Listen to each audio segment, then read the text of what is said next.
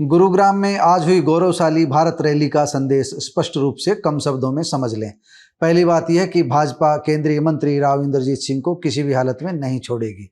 राव अगर अपनी उपेक्षा से दुखी होकर या हरियाणा में भाजपा की स्थिति कमजोर मानकर भाजपा से दूरी बनाने का विचार भी करेंगे तो उन्हें ऐसा सोचने भी नहीं दिया जाएगा। भाजपाई दिग्गज राव को भाव देने लगेंगे। राव की समर्पित कार्यकर्ताओं की फौज को कमल दल के साथ जोड़े रखने के लिए भाजपा पूरी ताकत लगाएगी। राव की बेटी आरती राव को टिकट देने में भी भाजपा शायद ही आनाकानी कर पाए। राजनीतिक समीक्षक इसे कर्नाटक चुनाव का असर भी कह सकते हैं। यह केवल राव के मामले में नहीं होगा बल्कि विप्लव देव सहित संगठन की बारीकियां समझने वाले पार्टी नेता ऐसे किसी भी नेता को भाजपा से दूर नहीं जाने देंगे जिनकी दुकान में वोटों की पोट भरी हुई पड़ी है। ऐसा नहीं है कि भाजपा राव के सामने समर्पण कर देगी, मगर ऐसा अवश्य है कि उनकी कुछ शर्तों को मान लिया जाएगा, क्योंकि यहाँ गणित 1 और 1 11 का है। टीम राव और भाजपा मिलकर ही जय का गणित हल कर सकते हैं। दोस्तों, आगे बढ़ने से पहले हमारा अभिवादन और चैनल को लाइक एवं सब्सक्राइब करने की हमारी प्रार्थना स्वीकार करें। मैं हूं महेश कुमार वैद्य और आप देख रहे हैं एनजेपी इंडिया। हम आपको बता दें कि एनजेपी की टीम ने रैली स्थल पर मौजूद रहकर लोगों का मन टटोला है। मेरे साथ मेरी सहयोगी शैली शर्मा और कोमल राव भी मौजूद थी। उसी आधार पर मैं अब निष्कर्ष बताने का प्रयास कर रहा हूं। गुरुग्राम रैली का राव की ओर से संदेश ये है कि भाजपा मेरी और मैं भाजपा का, जबकि भाजपा की ओर से संदेश ये है कि राव हमारा और हम राव के। भाजपा के प्रदेश प्रभारी एवं त्रिपुरा के पूर्व मुख्यमंत्री विप्लव देव और पार्टी के प्रदेश अध्यक्ष ओपी धनखड़ ने आज की रैली में राव इंद्रजीत सिंह के ही नहीं बल्कि उनके खानदान की तारीफों के भी पुल बांधे हैं। राव वीरेंद्र सिंह के जमाने में चर्चित हुआ राव आया भाव आया का नारा भी मंच से गूंजा, लेकिन भाजपा की संगठनात्मक क्षमता के मामले में तारीफ भी करनी होगी। पार्टी राव इंद्रजीत सिंह को भी यह समझाने में कामयाब रही कि संगठन को साथ लिए बिना चलने का मतलब खतरा होता है। इसी वजह से आज की रैली तकनीकी रूप से भाजपा की गुरुग्राम लोकसभा क्षेत्र की रैली थी, जिसमें कई विधायक व पूर्व विधायक ही नहीं बल्कि गुरुग्राम, रेवाड़ी व नूंह जिलों के प्रमुख पदाधिकारी भी मौजूद थे। कोसली के विधायक लक्ष्मण सिंह यादव खास तौर पर पहुंचे। अटेली के विधायक सीताराम भी रैली में मौजूद रहे। रैली में कुछ ऐसे चेहरे भी मौजूद थे जिन्हें राव इंद्रजीत सिंह विरोधी कहा जाता है, लेकिन आज मंच साझा था। राव इंद्रजीत अपने धुर विरोधी पूर्व मंत्री राव नरवीर सिंह का उनके कार्यकाल में बनी एक सड़क का जिक्र करते हुए सम्मान से संबोधन कर रहे थे। भाजपा इंद्रजीत को अकेले दम पर लड़ने के लिए छोड़कर कोई खतरा मोल लेना नहीं चाहती।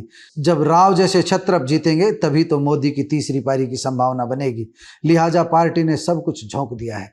राव व अन्य सांसदों को अपने अपने संसदीय क्षेत्रों में संयोजक का दायित्व देकर उन्हें इंजन की भूमिका दे दी गई, मगर बोगी जोड़ने का काम पार्टी ने अपनी पसंद से किया है।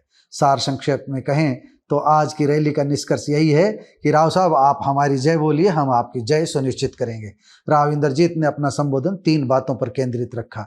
उन्होंने जलसा यानी रैली करने की वजह बताई और 9 वर्ष की उपलब्धियां बताई। इसके साथ ही राव ने राजनीतिक चर्चा करते हुए पिछली कांग्रेस सरकार की धीमी चाल और मोदी सरकार की तेज रफ्तार की बात भी की। हालांकि राव कुछ मामलों में मोदी व मनोहर सरकार के समय दिखाई जा रही धीमी गति पर सलीके से सवाल उठाना नहीं भूले, मगर उनके शब्दों में बगावत की बू नहीं थी। यह पार्टी मंच से अपने प्रभारी और अध्यक्ष के माध्यम से हाई कमान तक अपनी बात पहुंचाने का विनम्र और अनुशासित प्रयास था। शायद राव भी ए पार्टी विद डिफरेंस की रीति नीति पर कुछ हद तक चलना सीख चुके हैं। आज एक बात की चर्चा भी रही कि इंद्रजीत की बेटी आरती राव रैली में क्यों नहीं पहुंची।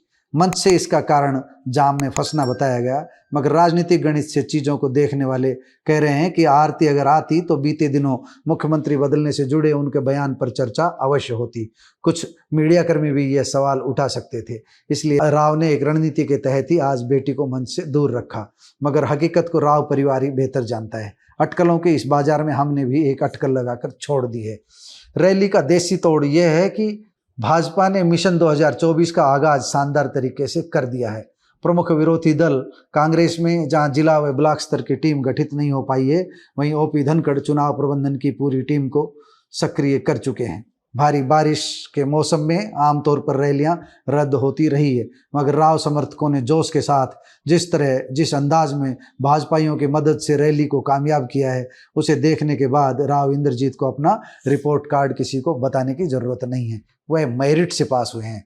जाटोला रैली में जुटने वाली भीड़ भारी बारिश के बावजूद इससे भी अधिक हो सकती थी, मगर उतने ही लोग बाहर जाम में फंसे हुए थे जितने लोग पंडाल में भीतर मौजूद थे। राव इंद्रजीत सिंह ने रैली में नारनौल में शहीद मेमोरियल का निर्माण होने में हो रही देरी और डिफेंस यूनिवर्सिटी का काम आगे न बढ़ पाने जैसे मुद्दे उठाकर खुद को माटी से भी जोड़े रखने का प्रयास किया। रेवाड़ी के माजरा गांव में प्रस्तावित एम्स को लेकर राव ने जिस अंदाज में अपनी बात कही, उससे यह स्पष्ट है कि यह परियोजना अब जमीन पर आकर ही रहेगी।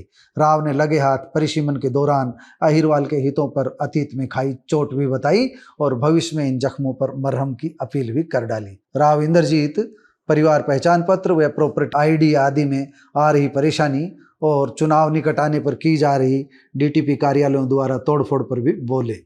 राव ने मनोहर सरकार की अधिक प्रशंसा नहीं की, बल्कि लोगों के मन की बात अधिक कही, मगर मोदी की तारीफों के पुल बांधने में राव ने कतई कंजूसी नहीं दिखाई। राव इंद्रजीत के बाद मंच संभालने वाले धनखड़ और बिप्लब देव ने एक ही संदेश दिया, भाजपा और राव की टीम अलग नहीं बल्कि मिलकर चलेगी, एक का होगा तभी चुनावी फसल अच्छे फल दे पाएगी। धन्यवाद।